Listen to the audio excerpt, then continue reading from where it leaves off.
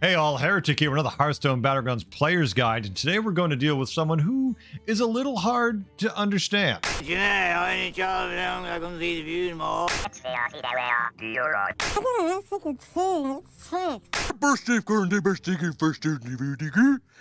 Oh, there we go. It's hard to tune this dumb thing. Today, let's talk about Funglemancer Flurgl. Let's talk about them and the minions they use and how we can make this hero work. First, let's talk about their hero power, Gone Fishing. This is a passive power that reads, after you sell 5 minions, get a random Murloc. So, after you have sold 5 minions, you are going to get a Murloc from your tavern tier or lower, completely random what it is. You don't have to sell Murlocs, you can sell any minion you want. And basically, this will carry over turn to turn. So if you only sell 4 in one turn, the next turn you will sell 1 and then you will get your free Murloc. If you sell 20, well, then you're going to get 4 free Murlocs in one turn. It's multiple use. It's just based on how much you cycle them. Now, obviously, you can get this just by playing the game like you normally would. But if you pay attention to the gold and you look at certain minions that can give you more value, you certainly can cycle a lot more cards, thus giving you more free Murlocs. What? Now, when I tier with Flurgl, I do one of 2 curves. It's either going to be your basic curve or your fast basic curve. Typically, I prefer the fast basic curve because that's going to get you to tier 4 faster. You know, you're going to skip past tier 3, and that gives you a better chance to find those more impactful Murlocs. And it's more likely to triple you to tier 5 minions where the ones you're really looking for are hiding at. Minions assemble! Now, the minions I like to look for while I'm playing Flurgl, there's a lot of them, but they're all based in, for the most part, Murlocs. Basically, any Murloc is good for you. But that being said, that's not necessarily what you're looking for, especially in the early and mid game.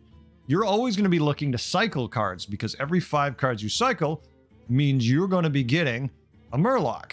So if you can find cards that essentially are free or cost 1 gold, you're in good shape. So I'm talking about the various battle cry cards, the free dealing gambler, all these type of minions here that are much more effective at giving you value of cycling really shine with Flurgl because it's going to keep giving you free Murlocs. Brand is another card you really want to find because, hey, Murlocs have tons of battle cries. You're going to be able to stack more health. You're going to be able to discover more minions. In that same vein, it's always nice to have at least 1 ball of minions because if you're cycling a bunch of battle cries, if you're cycling random cards that are going to generate random minions, then it's not bad to have something that can eat up those buffs as you're going through those turns. Young Murkai is another example of a very good card. Young Murkai is going to trigger the battle cry of the minion to its left at the beginning of every turn.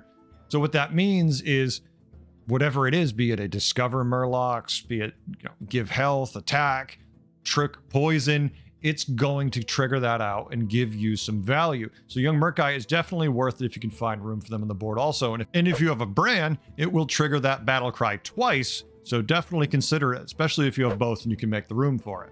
Seafood Slinger is another example of a great card you want to find. Seafood Slinger is either going to make the minions in your shop that are Murlocs gold or on your side of the board gold, depending, at the time you get them and what the value you can get.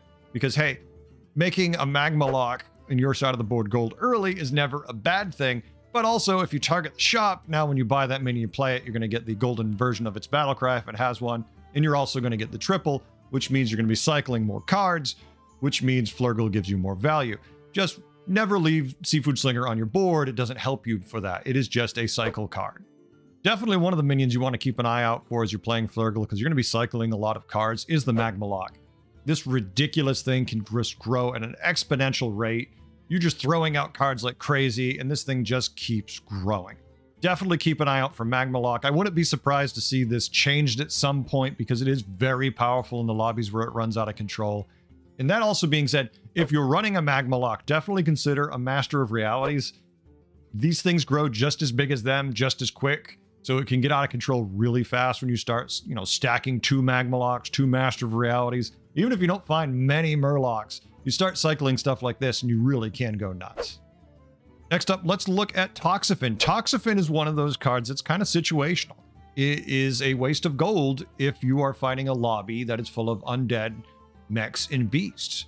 You're going to be dealing with tons of little leapfrogs bouncing around or a million undead reborn things or divine shields. Poison doesn't really help you there.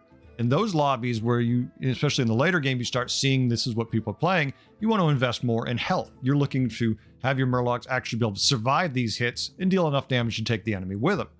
Alternatively, though, if you're playing in a lobby with elementals, nagas, dragons, demons, giant pirates, these are where Toxaphane is your friend. You want to be able to poison as much of your board as you can because they're going to be running just stats. And Toxaphane will help you clear those up very nicely. Selfless Hero, always worth the time, especially getting into that later game. If you are running into nice big stat boards and they are starting to be able to hold their own against you and actually take some of these hits, if you get a Selfless Hero out there, you triple it. Now you're going to be able to give some of your guys Divine Shield, which is a huge value. In the very late game, now you can couple that with a Rivendare, and all of a sudden you have giant Murlocs, possibly with poison. Now with Divine Shield, definitely giving you a lot more play where you can challenge those really high-end boards. And for only 39 cents a day, you can provide water, food. Hey, and real quick, if you find these guides helpful, if they're making you a better player, and if you're coming up with a couple new ideas on things you can do, it would really help if you hit like and subscribe. It helps keep me motivated. It helps the channel grow. That way we can all keep growing together and have a good time at this. Thank you. Strategery. Now, when it comes to countering Flurgl, Flurgl is all about stats. Typically, Murlocs just with tons and tons of stats, and potentially Selfless Heroes and all that in the late game. But overall, you're going to be dealing with stats. So the best way to deal with Murlocs are Divine Shields, your own Murlocs with poison, Manted Queens, Puffer Quills, and Leroys. That way, your minions hit them, take them out, and all their stats don't really help them very much. Especially if you're running into like a Manted Queen with Divine Shield, you're getting a lot more value out of it. Also, another great way, leapfrogs, say with rat packs, basically your standard frog build, just leapfrogging every which way is a good way to bring them down. And Undead can do it pretty effectively too. If you stack enough reborn minions with enough attack, you can chew through those health totals. Those are the best ways to deal with giant statted Murloc boards. Overall, Flurgl is just one of those heroes you can go nuts with. They're a lot of fun to play. You get to cycle a bunch of cards. There's a lot of random discovery as you're cycling. If you find a brand, you could quickly find yourself in this turn where you're just playing cards non-stop and you're getting random cards from your hero power, and then you're generating random ones for battle cries. Flurgl is a very enjoyable hero to play.